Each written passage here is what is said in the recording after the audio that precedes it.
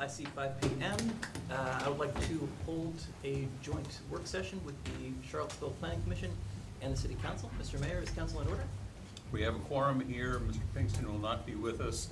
Mr. Wade will be joining us in a little bit. Beautiful.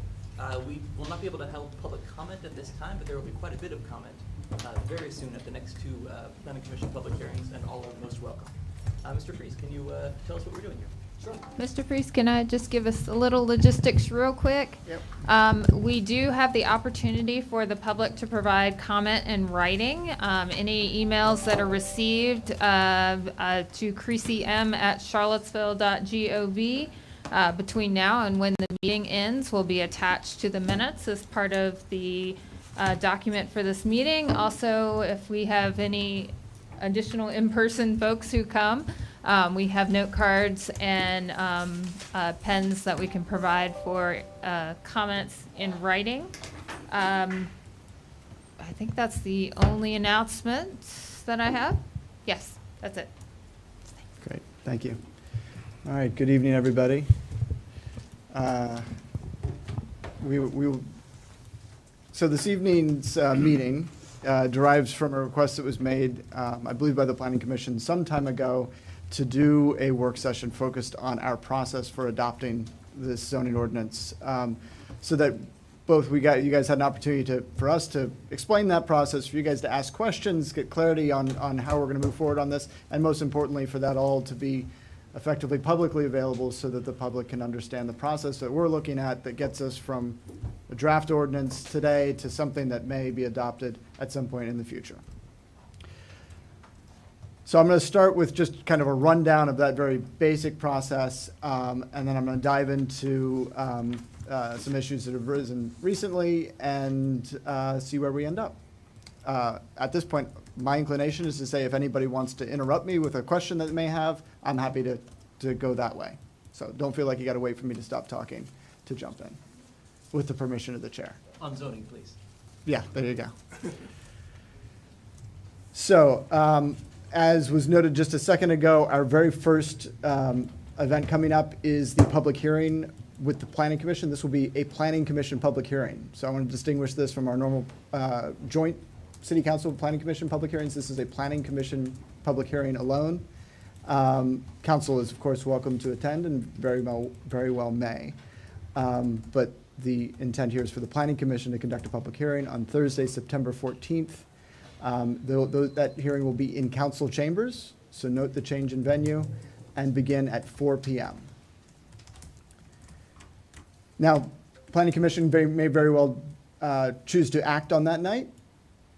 You guys will make a call as to whether you're prepared and ready to take action on that night. If you are not, we have set aside additional dates for your use as necessary. May I interrupt here? Sure. The public hearing. Yeah. That is, just so that everyone knows, that is not a work session. That is not a back and forth session. That is a listening session. Yeah, that's an opportunity for you guys to hear from the public. And as we discussed at a prior meeting, one of the things we're trying to set up is an opportunity for you guys to kind of collect all the public comment, all this feedback, so that you can introduce that into your deliberations, your questions, your concerns as you guys move forward and consider your recommendation that you would make to council. I think it's important that when we kick that meeting off, the public knows that this is not a work session, and we should not be expected to answer questions and go back and forth with the public, because there are a couple of things that will drive that in this document. Yeah. As we've done on a number of other topics, I anticipate in this meeting, given the anticipated volume of comments and people who will be in attendance, we'll probably go with the 2-minute comment period. Yeah. Oh, so we've already advertised it that way, so I anticipate correctly. Yes, and we're probably seeing the onslaught of even additional comments because over 15,000 mailings went out, and I am talking to a lot of our friends in the community and helping them to understand the materials and see what they're doing. So notice is out there, and individuals are engaging. Many that I hadn't talked to before, so that's always a good thing. People are reading their mail and trying to figure out what's going on. So as I noted, we set aside two additional dates as necessary, or if you need them for the purposes of deliberation on the zoning ordinance. Those are September 19th in council chambers, beginning at 5 PM, and September 26th, also beginning at 5 PM. That meeting I'm seeing here is at City Space. Is that correct? On this? All right. I will clarify. Great. And then finally, you have a regularly scheduled planning commission meeting on October 10th at 5:30.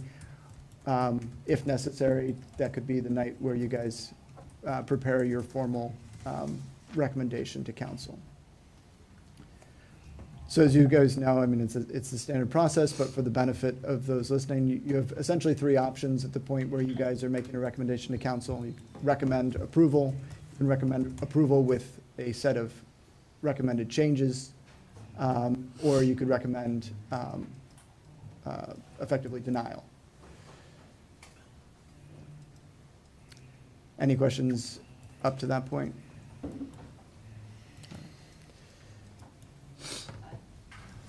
Just to clarify, on the 19th, we will be in city space, or no, we will be in council chambers. BAR will be in city space. Got it. On the 19th, that was city council chambers, the 26th, 26th will be back in chambers. also in council chambers. Correct. Great.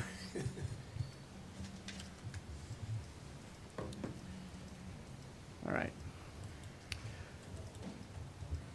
So council also is preparing for their own deep dive into select topics. We're still working with council on what those range of topics will be and ultimately how many meetings those will be, but we're anticipating a series of work sessions focused on a range of topics within the zoning ordinance. Hey, James, quick question. Yeah. What, are we anticipating to talk about this at our next regular, second Tuesday on September or not? No, we're the next Next zoning regular- ordinance item will be on September 14th. Okay. So your next regular meeting is on September 12th. There are regular agenda items at that meeting. But the idea is, at this point, where we are right now, is that you guys are going to hear feedback, comments from the public, and then use those as you enter into your deliberations.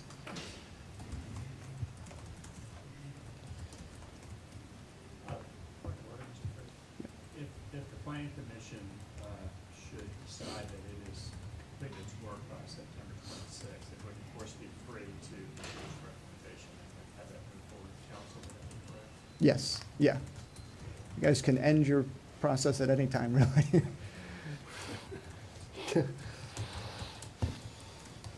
All right. So, of course, then, we're anticipating that following the recommendations of the planning commission, following city council's additional work sessions on specific topics within the zoning ordinance, that we will then make adjustments to the draft document and prepare a document to present to council for them to then consider for advertisement and a city council public hearing. Yep. So is there, I presume we can do that with a certain, there's a lot that we can edit before we get to the point where the city attorney says, now we've got a different zoning code, we have to restart the clock. That'll be one of the tasks. Do we know where that is? Well, one of our tasks will be, I can't say that that's a bright line, and Jay, I'll defer to you, but my sense is, what we've discussed is that the city attorney's office, our legal counsel, our outside legal counsel and staff will look at everything that's proposed and make determinations based on what we're seeing as to whether it requires a re-advertisement or a new public hearing, yeah. And if I may, Commissioner Ronzio, I think that we should probably set aside a bit of time at your September 14th meeting to have a brief closed meeting where we can perhaps get into those topics in a bit more depth. So I'll talk to Mr.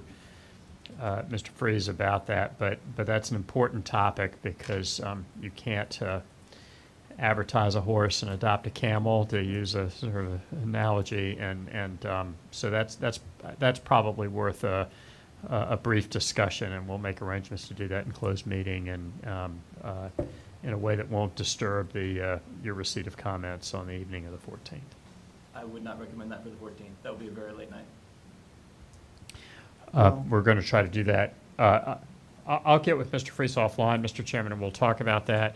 I think our goal is to have a closed meeting with the council on that topic and any other legal issues that we may need to address, really before you get into the process in earnest. So if it's necessary that we perhaps look at doing that on the 12th, that probably might be We dedicated a time based on earlier discussion. okay. All right. We'll get back to y'all on that, but it looks like we're all more or less on the same page in terms of getting you what we think will be helpful in the way of legal advice. Thank you. So following council will do their public hearing, and then we'll move forward into the adoption process. As is typically the case in Charlottesville, there'll be 2 readings of the zoning ordinance with city council. And then one of the things I want to note, those of you who've read the first article of the zoning ordinance will note that there's going to be an effective date.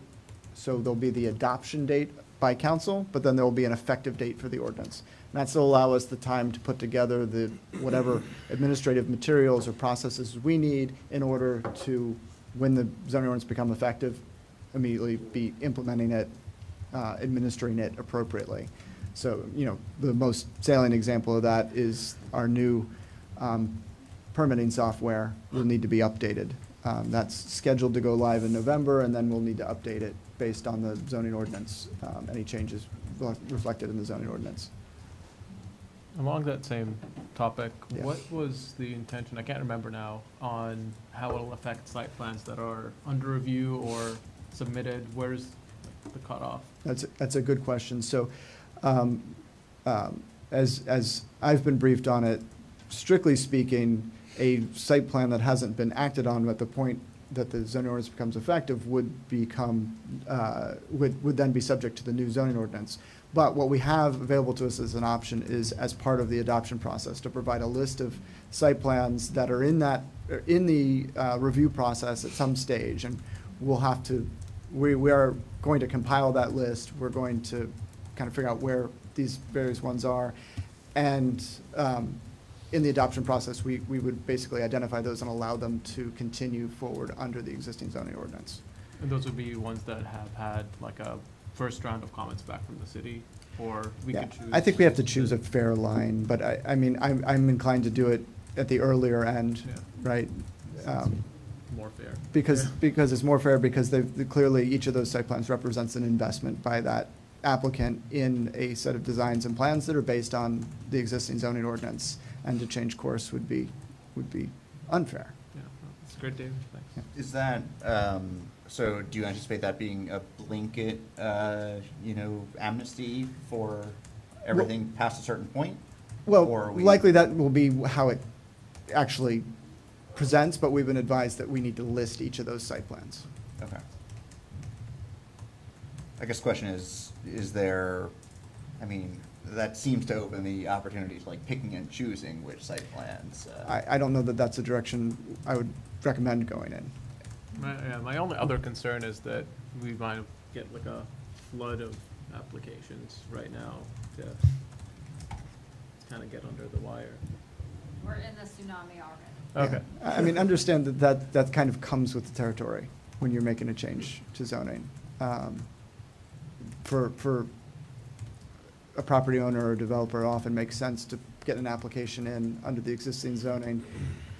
Even if you might feel like the new zoning might be beneficial to you, it gives you choice and options, right? So we're anticipating a certain number. Some of this part of the tsunami is gonna, once they see a new ordinance land, may drop back and say, yeah, never mind, we're gonna.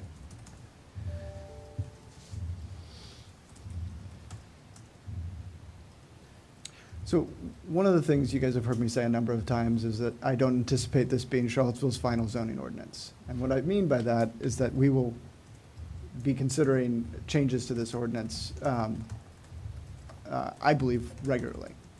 From my perspective, a zoning ordinance needs to be something of a dynamic document, recognizing that we need to be able to make adjustments as we understand different changes that are occurring within the community.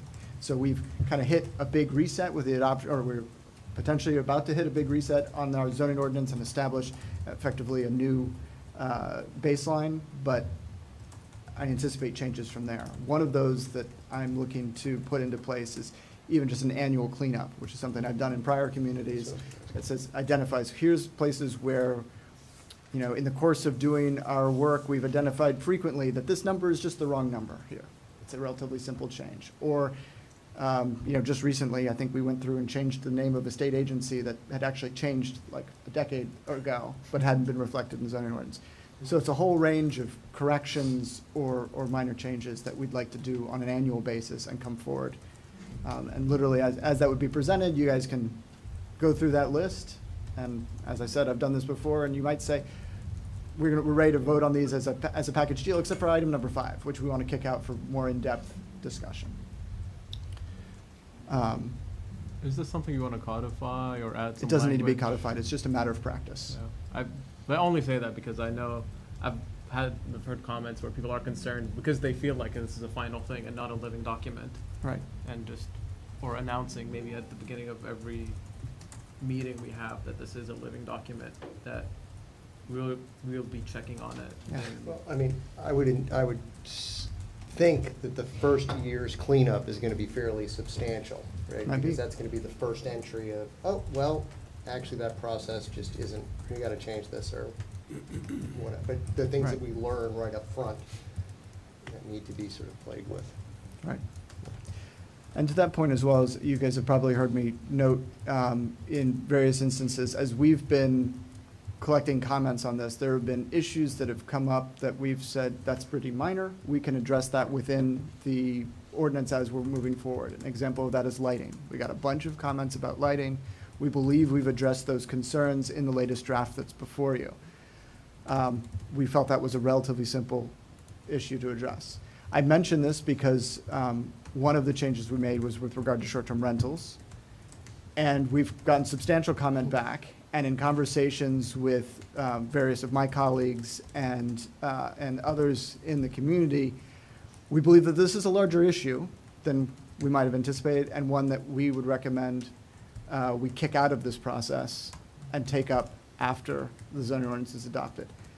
There's a lot of nuance to it, and I will say that's something, I've worked on this issue in the past in other communities, so I do recognize the range of issues at play. So I'm more than, I'm interested in feedback on that idea. One of our earlier draft of the zoning ordinance had our existing short-term rental section just carried forward.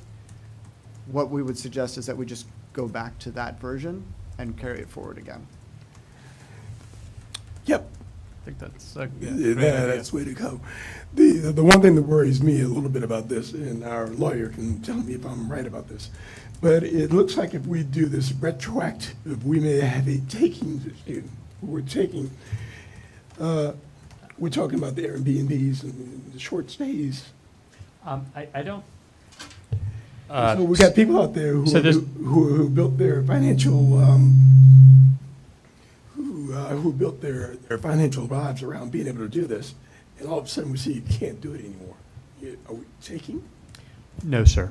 The law is clear that should the Planning Commission in its recommendation and council in its enactment make changes, that would not constitute a taking. However, having said that, there are obviously some significant policy issues of which you've illustrated several.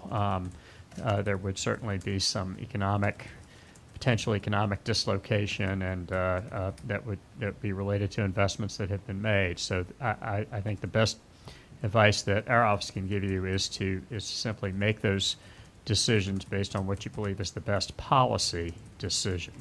But I do believe that you would be insulated from any issue of a taking, simply because this is part of a general rezoning. Can I follow up on that, just to ask, General rezoning, is that the saving concept here? Yes, because typically in another context, you'd get into issues like whether you had a non-conforming use or something of that nature. And so I do, the law is particularly favorable to localities when there's a general rezoning like the one that is going on here. I won't say that someone might not talk about a taking or threaten a taking, but I don't believe that those cases would lie because of the general rezoning the council's undertaking here. In addition, short-term rentals are provisional uses, and they require yearly permits to be active. And so each January, a person who chooses to do this activity has to be evaluated each year. So if we were, and I asked this question because I got one particularly impassioned email on the topic, and I think I know the answer, but I would, I'd say, you're the lawyer here. If somebody has an Airbnb use that under the new version, for whatever reason, would not end up being permitted, do they get a grandfathered right to continue to use that? And if so, can that be conditioned upon them being properly licensed and registered and continuing to maintain that proper licensure and registration? I believe the answer to that question is no, but I would like the opportunity to do a little research, and I'll provide a memorandum to council and the commission on that. Well, Obviously, we ought to be able to. It would depend on what we end up doing eventually with. We ought to be able, if we want to, we ought to be able to structure a deal that allows this thing to be grandfathered to some degree. Yeah. Right? Okay. I mean, So, But only if they're licensed and registered and paying their taxes and all the Yeah, rest. but I think we're at a point where we know this is, I don't want to say they're intractable issues, but there are things moving in 4 different directions on how to regulate this. And maybe Mr. Priest's suggestion that the trend is, let's extract that for now and come back to it as a separate, more, sort of thoughtful. So there's no issue if Yeah. it is outside of a general rezoning, which it would be at that point. So again, because this is a general rezoning, I think these issues are going to, I think that both the planning commission and the council's latitude is fairly broad, but I do want to do a little research and provide you an answer, and we'll discuss this at the closed meeting that we have, I believe, coming up on the 12th. Mr. Parisi. So I think the question is, if we were not to do it as part of this zoning rewrite process and do it as a separate process next year, does that make us lose that protection? Or does a general rezoning just mean anything that applies citywide? I don't believe that that's going to hamper, but again, I think that's part of the question that we'd like to brief you on the 12th. So, and even sort of slightly broadening that, if we look at this and say, all right, let's kick X, Y, and L out of this because we need to look at these 3 pieces in isolation, is that still, are we still playing, are we still dealing with the? And would you then and have if an we issue reference with that, If we grandfathered reference uses? that in the Yeah. actual ordinance, that these 3 matters will have to be dealt with by a certain date or something? I think I understand the question, and we'll be prepared to address those when we have your meet with y'all on the 12th. but I think I was getting, based on nods, a general consensus that this is an item we'd prefer to take out of the overall zoning rewrite and address separately, independently, post-adoption of the new zone, post-adoption of the new zoning I ordinance. think we all want to change something in it, but we're not there to say what it is. And I appreciate that, because broadly, this section of the ordinance does need some changes to it. Right. Just to ease our enforcement. Yeah. Is there a possibility of having some sort of, I guess it wouldn't be part of the ordinance, but not allowing any new licenses while we're considering it? I'd prefer just what I'd prefer to do is just leave the status quo, leave our existing program in place, and then talk about this holistically Later. later. And I say that because, frankly, there's two types of violations we deal with, kind of broadly. One is an unpermitted short-term rentals, and the other ones are permitted short-term rentals that aren't following the requirements of the ordinance. And it's, I don't know exactly what the percentage of the both, but it's close. We get a lot of them are the permitted ones not following the conditions and requirements under the ordinance. And that's the hardest issue and why we need to make some changes to the ordinance. But on the unpermitted ones, sometimes the solution is just to make them permitted, right? Because they are actually following the conditions, they just didn't go through the process. So then they can come in the door and go through the process. But I don't want to close that door right now in this kind of interim period. Because it's a ready solution to the problem right now. Is that fair? Remember, the existing condition is that that Airbnb is not, short-term rentals are not meant to be a primary use on any property. They are meant to be a accessory use with the owner of the short-term rental, the operator of the short-term rental being the primary resident of the unit. All right. Any other questions on short-term rentals? So, and then the other topic we've heard a number of comments about is sensitive communities, and we did, and I believe we had prior conversations here about this. We have not moved forward with an overlay or zoning specific to sensitive community areas. I would note that a number of the recommendations that are in the sensitive community area recommendation page, if you will, and I went back and reviewed it today to confirm, have been incorporated into the general zoning ordinance, right? Things like allowing for additional units to be built citywide, making changes within the subdivision and to minimum lot sizes and so on. All of those things were identified as part of the sensitive community kind of toolkit and have been incorporated into the general zoning ordinance. But as far as a specific overlay or similar, as outlined previously in the plan, we have not moved forward with this at this time. And as you guys recall, when we talked about this, it was with concern about the notion of potentially taking potential value away from those neighborhoods, particularly with the concern being if the displacement is a result of rising taxes, there are other ways of addressing that issue as well. Well, actually, you're meeting with the HAC next week on that. I am. So, When is that? 6th, I think. Is it 6th? I believe so, yeah. 6th, noon. Second floor of the, I believe we're on the second floor of the new NDS We could, headquarters. it's not our office, it's OCS, but we can 700, yes. provide that information. Yes. Yeah. Well, I don't support that change, and I would expect that this will definitely be one of the topics we need to have a work session about.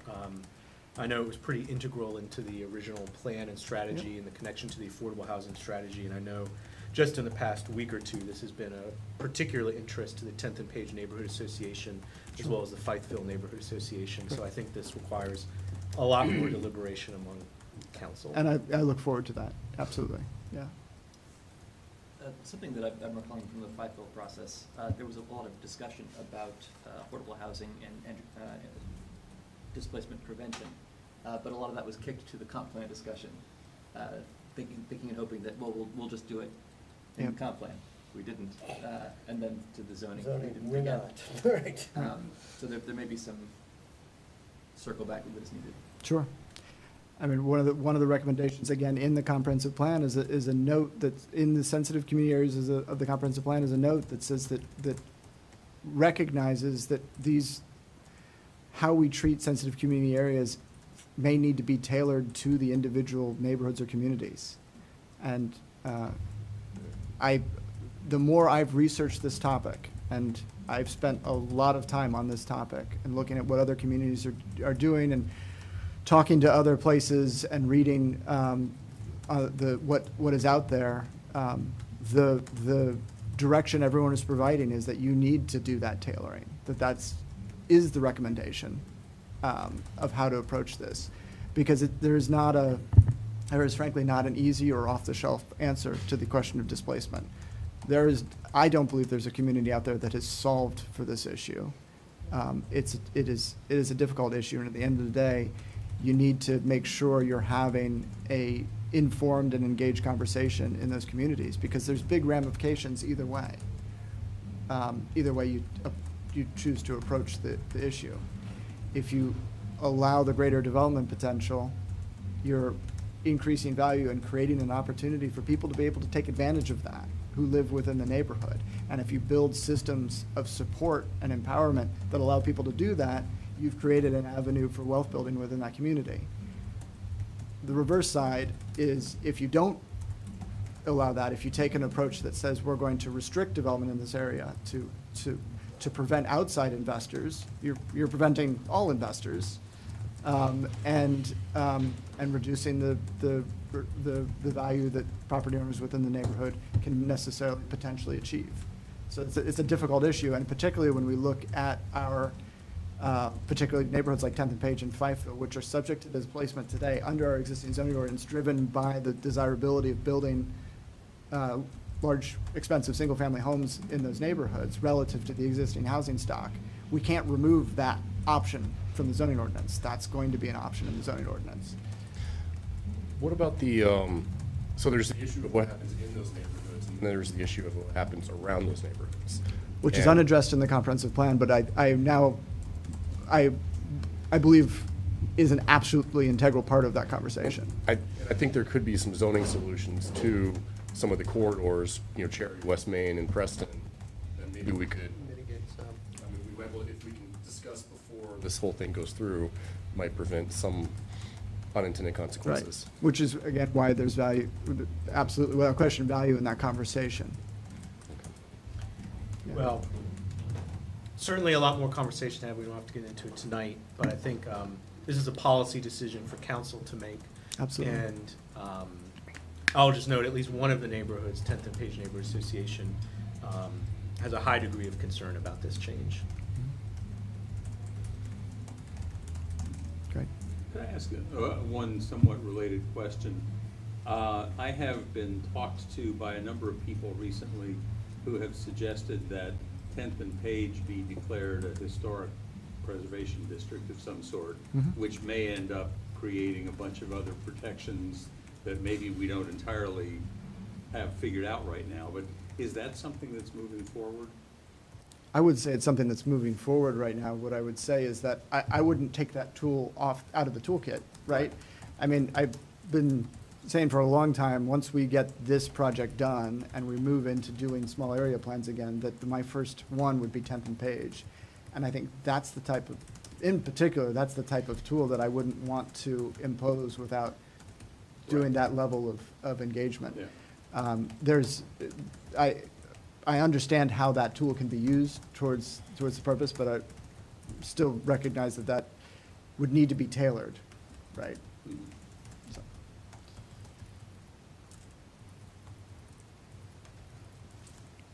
I would add that a lot of the emails I've been getting in the past week complaining that the sensitive areas, sensitive communities discussion has been taken out, have been coming from people whom I've already, who are not in 10th and Page, not in a sensitive community, but are simply opposed to the plan. Yeah. So, And I hope there's recognition, I know you guys all know this, that it's not, the city is certainly not silent or absent on the issue of displacement. Council has put in place a number of programs that are addressing the issue of displacement within the city, not the least of which are the tax abatements and rent relief.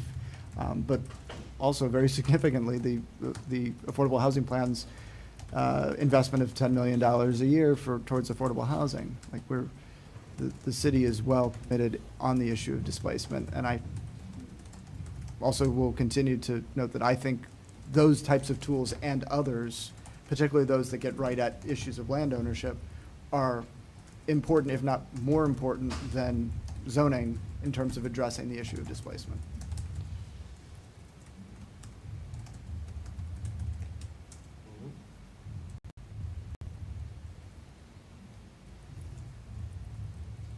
So with this process, it sounds like you've set up some topics, or there's going to be some topics that councils can discuss with staff.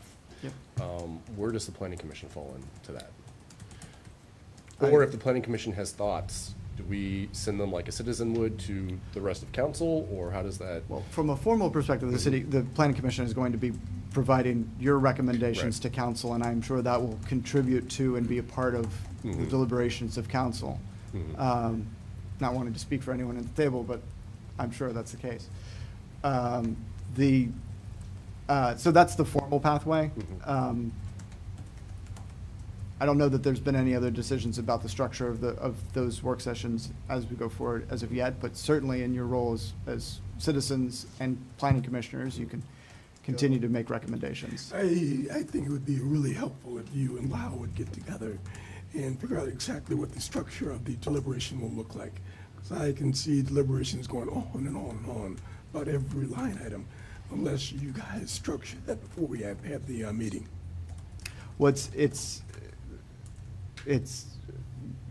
We have our structure that we need to put in place for the planning commission's deliberations, absolutely. Yeah. So you do have it, or you will? We will need to have, Okay. yeah.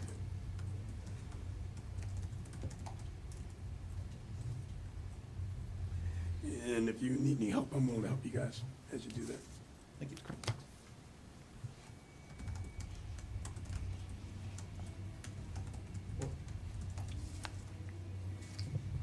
So is that structure not what we're here to talk about tonight? To kind of lay out a general agenda for, I guess, the post-public hearing work sessions? What I would say is that, and Jay, I might defer with you a little bit on this question.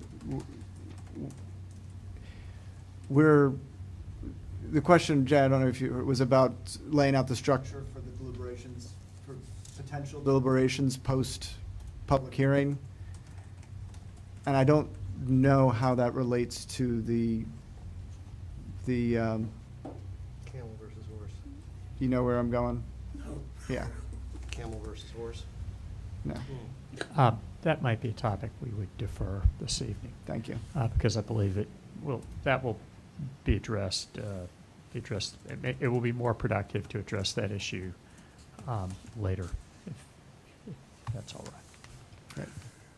That, and I think organizing the structure of the deliberations is better done by a small group as opposed to Sure. this whole group.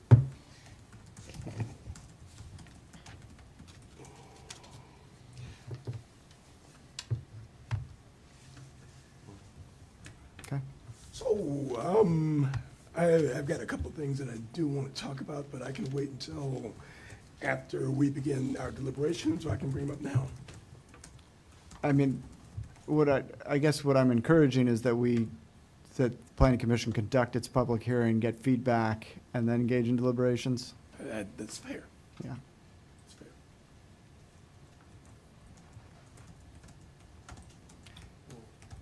Mr. Chair, it appears that there may not be any further questions. Unbelievable. I have a question on zoning. Okay. I don't want to like derail this whole conversation. What a thought. What? This is a question on, similar to the process that we talked about with the site plan. Yeah. On form-based code items such as transparency and active depth, how are those gonna be, checked? Is it during the building review? Because they're not really part of the site plan process. Right, that would be part of the building permit. Okay. That's all. Yep. Which is also where we check height today. Oh, cool. Makes sense. Easy question. That's it. Thanks. Mhm. Just had to have the final word. Anything else on zoning while we're here? So I wonder if there are a couple items that people may have, I have one, that aren't so much policy decisions as things that I think need further clarification in the ordinance. And I haven't done a full in-depth review yet, but things like the new the new height based on number of units, and whether that's based on the number of units on the zoning lot, or in a structure, and exactly how that's defined. I didn't see any clarification on that topic. Sure. And it's something that I think, could use clarification, and, you know, Code Studio is gonna have to draft something up for us, Yep. so the more heads up, probably the better. Sure. I would, based on the context and what it's attempting to do, I would say it's within the structure as opposed to on the lot, right? Because the height allowance is there to accommodate additional units in the building. Yeah, that was my guess. Then you get an ambiguity of, do townhouses count, or are those separate structures? Correct. Which is, I just think that's, Got it. Yeah, we can get clarity on that point.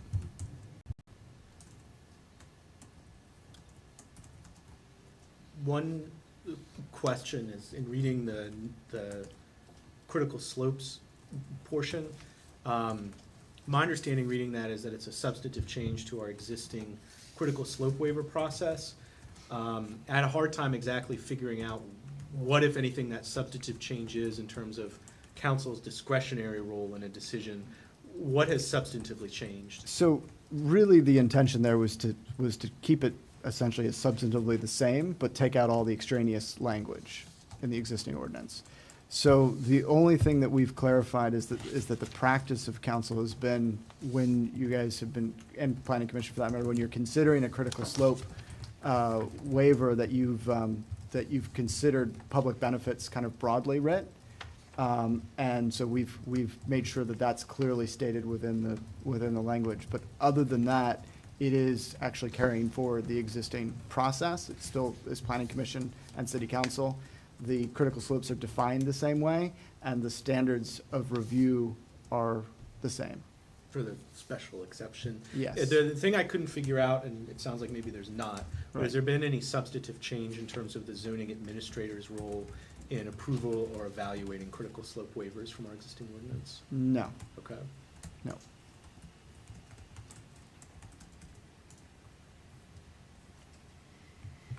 Question on the comp plan amendment process. There are Yes. some changes to that, you know, about any person can bring up a comp plan amendment. Can you speak to that change? I may need to look into that. I'm not remembering that specific detail. I believe in the current ordinance, you're allowed to do it in November and December, something like that. Is that the change? And then, yeah, I don't think there's I- a time restriction in the new one. It is a little bit odd, though, in the new wording, where I think the intent is that it's, you know, for the parcel you own on the future land use map, but it just says comprehensive plan amendment, which could mean changing anything in the comprehensive plan, arguably. Okay.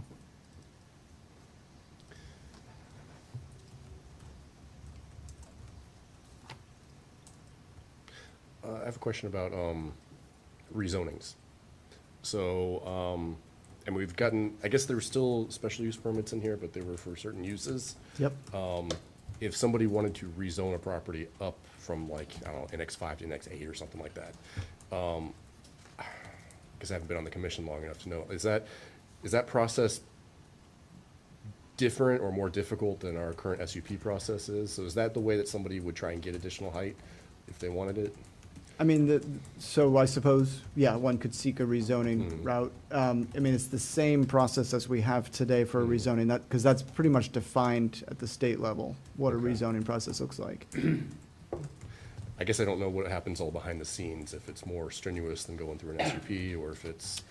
I mean, I suspect that I would argue that the standard for review is more difficult, but I think it is more difficult today as well. Okay. More difficult to do what? A rezoning as opposed to an SUP. But that's more my kind of philosophical feeling about it, that I feel like a rezoning ought to be more difficult than an SUP. That discussion of SUP raises another question. I don't, and maybe I missed it, but I don't see anything in the current version, the second draft here, that mentions the process or the standards for SUPs. No, that should be in there, yes. There is a process spelled out for SUPs. I will admit that out of 400 pages, I can't say that I've mastered them all. Which is So- perfectly fair. But the SUPs are just for use changes, right? Right. Okay. Yep.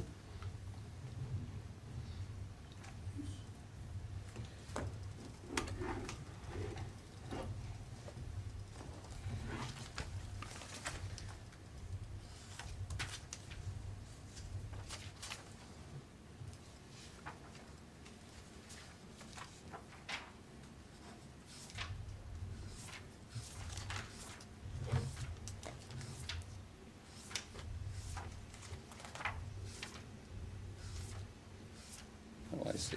Okay, think it's in I Article do see a 5. reference to it, yeah. You got to it before I did. Okay, Um, thank you. Staying on the topic of special use permits, one of the thoughts I've had is I still think there may be a role for an SUP process outside of purely uses for residential in two areas. One, a situation where, and I don't know how practical this concern is, but it's something that's come to mind. Let's say you have a nonprofit who has a project like the Park Street Mecca project. It seems like we would want some flexibility for something like that to happen if it wasn't allowed under the existing zoning definitions, and maybe even if they pursued a rezoning, my concern is they may have less flexibility than a special use permit might offer them. And I don't want us to lose that opportunity, because it's gonna be rare when nonprofits, happen to, Yeah. get a parcel or a couple parcels, and I want us to have flexibility in allowing them to build up. And I don't say that to say we should reduce any base by right allowances, just an SUP to maybe go above it in a special case. Yeah, so I think that would be, what we'd call that a special exception process, but it would mirror the SUP process. It would be exactly the same planning commission council process. And I think that's something we'd be happy to talk about. Obviously, we wouldn't be able to restrict it to just nonprofits. It would have to be something that would be available to all property And- owners. I'm comfortable with that, Right. because I think council is able to make discretionary decisions, and, the other element of SUP, which is a whole other bigger topic, but you referenced the commercial corridors abutting what used to be some of the sensitive area communities being a concern. I could envision as an SUP being one tool to kind of figure out what substantive changes we want to see in those corridors. I think there should be some. I don't know if there's a majority on that, but I could see there being a role for an SUP process to kind of square that circle and address the concerns that I and others have. So I understand the trade-offs, and I don't think we're gonna see SUPs be as common as they are now. I don't want that to be the goal, but I still see there being some value to it. Yeah, I mean, it could be just downzoning those corridors and having an SUP process, and that's our sensitive area portion of the zoning code. You wouldn't necessarily have to downzone them. You could simply say that, say you wanted to set it at 5 stories, you could say projects on these corridors at greater than 5 stories require a special exception. So why is that better than just downzoning them to -5 and then saying you need a rezoning if you want something else? Well, I suppose you could do it either way. The advantage to a special exception or special use permit type process is that you can at least say, hey, this is something we're open to. And there's a process and there's a set of conditions that we're looking for. Personally, at this point, I would favor the special exception process just for the flexibility. And I don't think, I'm not thinking of a downzoning really from the existing zoning, but certainly a downzoning from the proposed draft in terms of the by right allowance. Right. I think as a general philosophical proposition, you're right, particularly that we may have encountering things in the next year or two that we're gonna need to kind of fudge a little bit because of integrating the new zoning code period, just on a larger scale. I mean, I don't know what the X is, but there's an X there somewhere.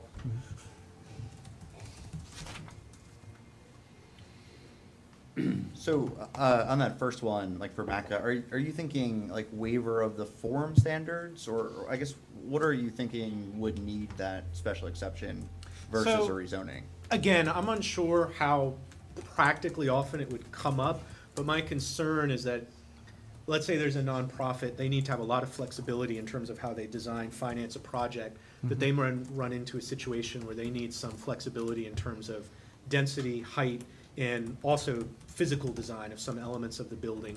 And I just want us to have flexibility for that potential.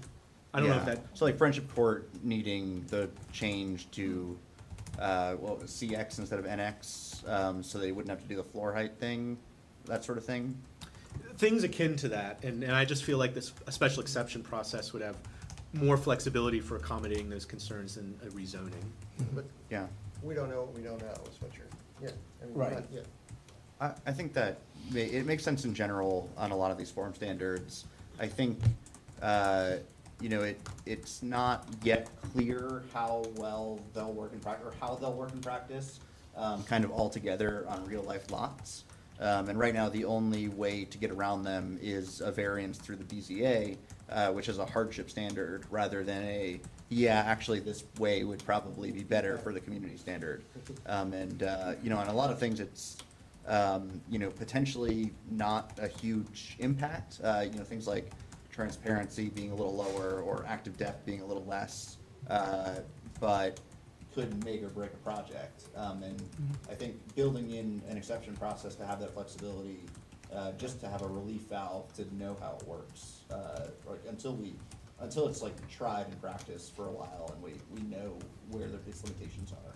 Yeah. I think makes sense. And that's where I'm coming from, and again, I think it would be a huge policy mistake to pair that with downzoning in residential areas. I want to be clear, that's not kind of where I'm coming from.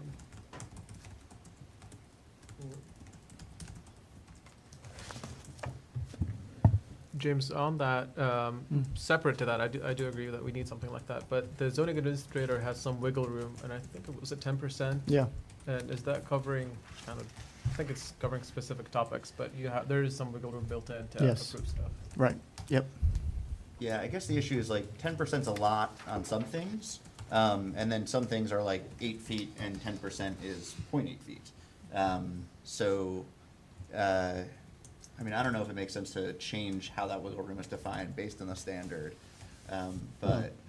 But also those things where it's 8 feet or 5 feet or whatever it is, tend to be things where seemingly small changes are a big deal. Where it's, 100, Yeah. it's a different story. Fair. Yeah, I think parallel and complementary processes there, because a lot of those small things that are de minimis that happen at the administrative level just need to be done without getting And into the weeds. that kind of flexibility is in there to adjust things like, we're trying to retain this tree on the site, but we need to be able to scoot the building over by a foot. Fine. Right, done. Like it's to present a pathway to simple solutions.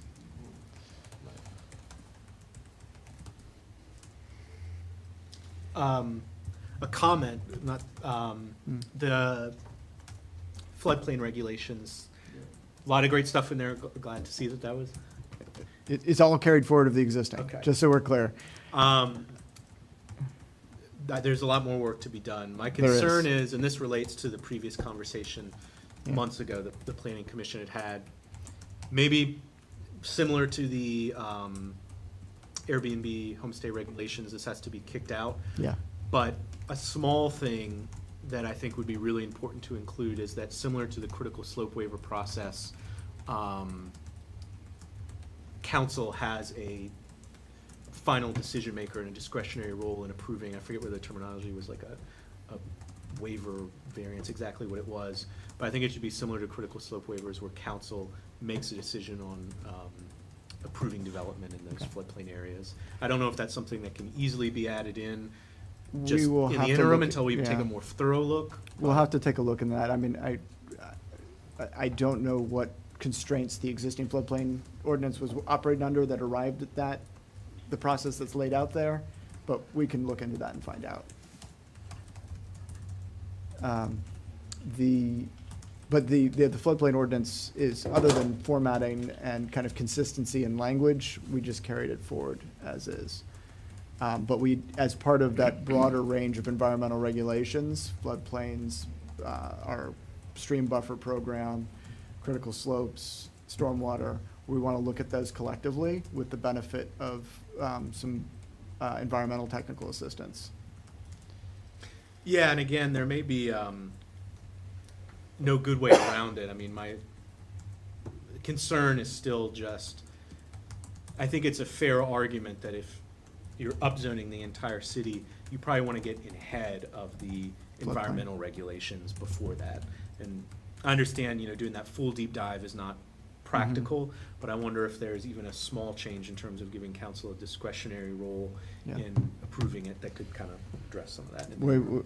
All we can do is look into it and make sure, see what's allowed under floodplain. I just don't know the answer to that right now. Yeah.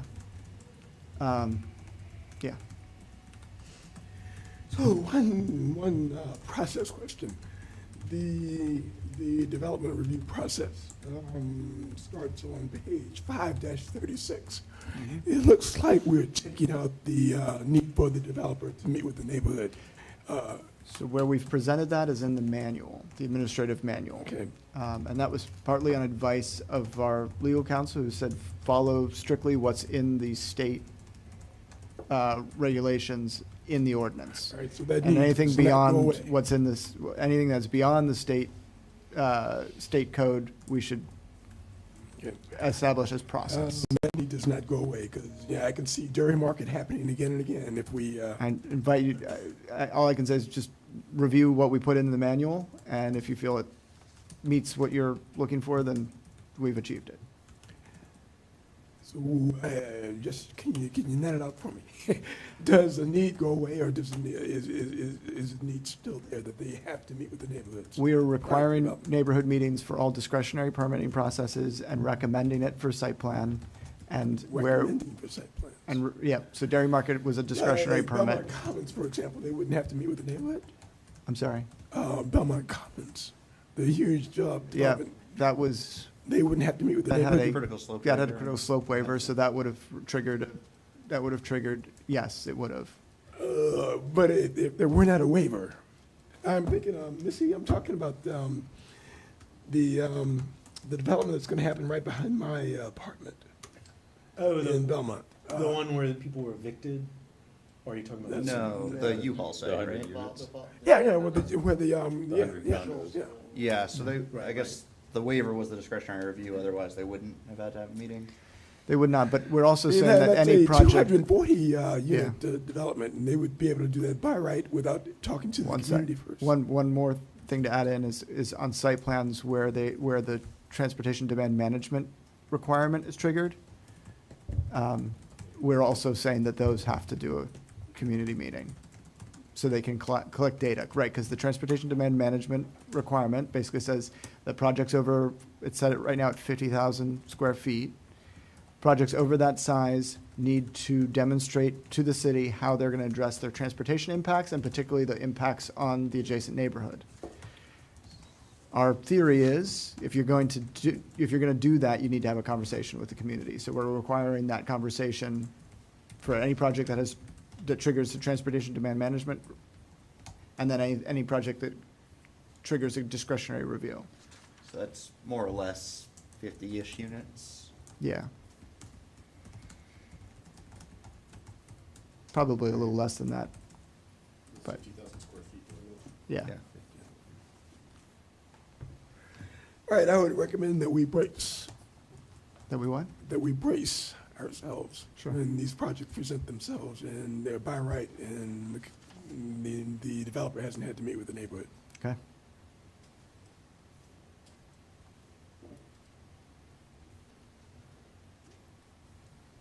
So I had sent an email to you guys asking about sort of like residual or like recreational lots. You see them nowadays often in like a PUD to meet stormwater requirements and just for common area. It seems to me in the subdivision ordinance that we wouldn't allow that unless it were a lot that were conveyed to the city or it met, the standard like lot dimension requirements. Did you guys take a look at that, or I don't recall. I can re-up the email? Does that sound familiar to you, Missy? Not not sure where we landed in the current draft, or in the draft that we're working on currently. Any lot that is created has to be buildable, unless there's a limited number of circumstances. But I can't think of how And we is that an transpose existing that. requirement under our subdivision ordinance? Yeah. It is, but there's an exception for that sort of thing. And so I wonder if the exception carried forward because it, no, not that you've seen. No. Okay. I'll send it back to you guys. Two, or two comments on the inclusionary zoning piece of it. Mhm. I know there was a change that, you know, if there's, in the calculation, it used to be if there was like 0.1, you would round up, and that was changed. Not shockingly, I prefer the old way of doing it. Sure. And the other, So let me just sure, go make ahead. sure we clarify what the change is, right? So it was round up as soon as you cleared .1. That also kind of creates a disincentive. It creates a lot of monkeying with the numbers. So what we did is it's round up at 0.5, which is traditional, how you treat fractions. But anything between 0.1 and 0.5, they make a payment into the CAF fund proportional. Right, determined on that. Yeah. I still prefer erring on the old way. I mean, I do understand the argument, but, and then the other component of it, I forget the exact language, it was something like, it should comply with like the affordable housing strategy and comprehensive plan, it's something, I forget the exact words, but the point being, I think it will be important for us to make an amendment. I know this isn't zoning, but council, I think, needs to make an amendment to the affordable housing plan to clarify that payments from inclusionary zoning are above and beyond our $10 million commitment and don't count towards that. Yeah, it's not a zoning issue, it's a And policy yeah, question. I just, Yeah. I just think that's an important thing we need to do in connection with this zoning. Got it. The lottery rule. And lotteries got passed, oh, they're for education, so all state legislatures went around and slashed the education budget because they're getting money from the lottery. Their education budgets. Oops.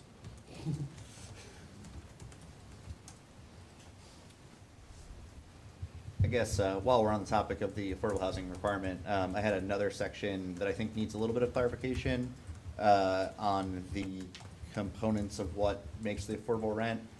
One of those things is one parking space, which would seem to say that, say, my building, if it were built today, which is 20 units and no parking, would have to build 2 parking spaces for affordable units because, or I guess, buy them a space in the garage or discount their rent Yeah. for a space in the garage. I Maybe mean, I that don't could be believe that's clarified. what, we can clarify, but I don't believe that's what that language is saying. What that language is saying is that any costs associated with the unit, including a cost of parking, has to be factored into determining what's 30% of household income. Yeah, so I guess if we could come up with some new language that says like if provided or something along Right. those lines.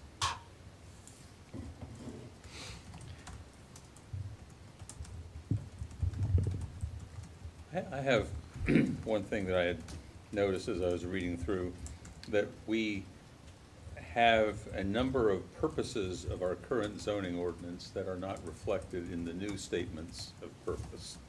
One of them that is not stated there is to regulate and restrict the location of trades, industries, and residences.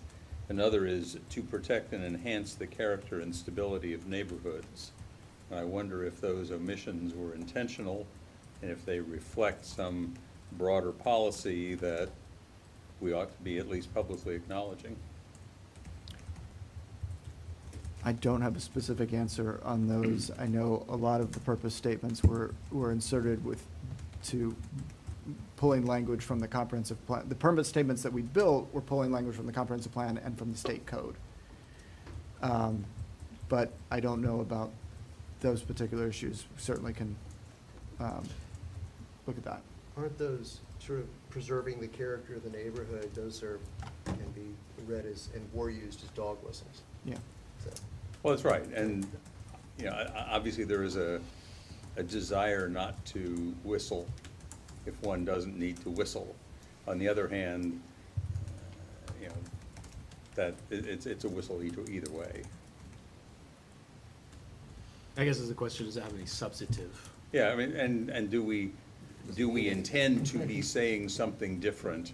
Do we intend to be saying, we no longer care about preserving and enhancing the character and stability of neighborhoods? I Is hope that- that the answer is no, we don't intend to say that. The purpose, was that purpose statement in the overall of the entire zoning ordinance or tied to a specific section? Overall, Overall, In the new okay. section. Okay. page 1-2 in the new book, it was section Yeah. 1.1.3. Yeah, those specifically, unlike the others, are not in the state code, Right. 15.2, 2283. Right. Yeah, the overall purpose statements were lifted wholesale from the state code. But I can take that back as a comment.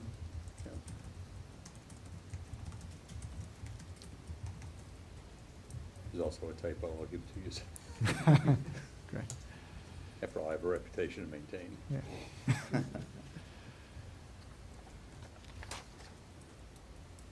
Broadly, my sense on that is that the comprehensive plan is the introductory statement. As, It's already 443 pages, man. See, how many times are we gonna read War and Peace?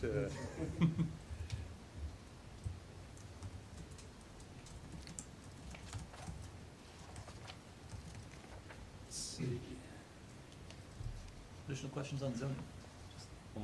Is it the case that as this moves through the public comment process, the draft as presented is not going to change on the website? Is that true or false? This draft will stay the same on the website. Everything, the recommendations of the planning commission, any other changes will be compiled. Anything that arises out of conversations with council will be compiled, and then a new draft will be presented for first consideration for advertisement and a new public hearing. And then that new document will be posted. So we're not gonna be doing like iterative changes to this draft.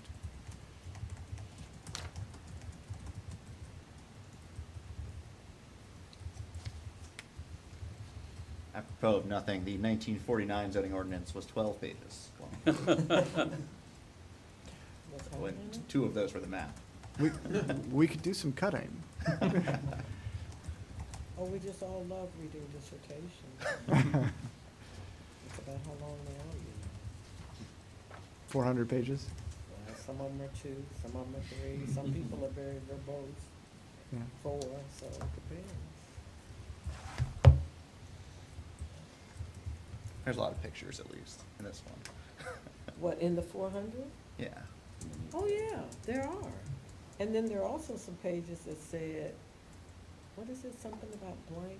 This page This- intentionally left blank. This Yeah. page is intentionally blank, Right. because by the time you finish reading the section, your Yeah. brain was intentionally blank. Should have used that when I was writing my essays in college. My mind is intentionally blank. Yeah. Yeah. So, yeah, the intentionally blank and all of the pictures take up pages, so, yes. Okay. Additional comments or questions on zoning? I would also entertain a motion at this time. We're supposed to be doing public? No, Mr. that's right, no Mitchell, public what hearing. did you say? I said, oh, look out. What, more questions on zoning? Well, We're about to do. Oh, No, wait. He just said he may have something to say. Oh, did it? I don't know, he was talking. or am I making a motion? I would entertain either. Well, I mean, I'll point out that August 29th, 1779, we are now celebrating the 200 and whatever victory at Newtown, Well, wait. being the American Revolution, against the British. And I just find it apropos. In fact, the new town wasn't there and they built it afterwards, but they called it Newtown. And that we adjourn on that note. Well, do you feel like you've gotten a sense from Yeah. council topics for work sessions at this point? I don't have a list of topics for those work sessions yet. Yeah. I understand that that's a work in progress. Okay. Do you feel like we've given enough direction or clarity tonight, or is there Oh, something more you're looking? I definitely know of at least one topic. That's a big one. Yeah, Okay. yeah. Well, I've got about I've got a lot of stuff I wanted to give to you, but I didn't know what tonight's meeting Sure. was gonna look like, so Yeah, I'll give it to you tomorrow. great. Do Okay. I hear a second? Second. I hear a second. All in favor, please say aye. Aye. Aye. Thank you all. Good night.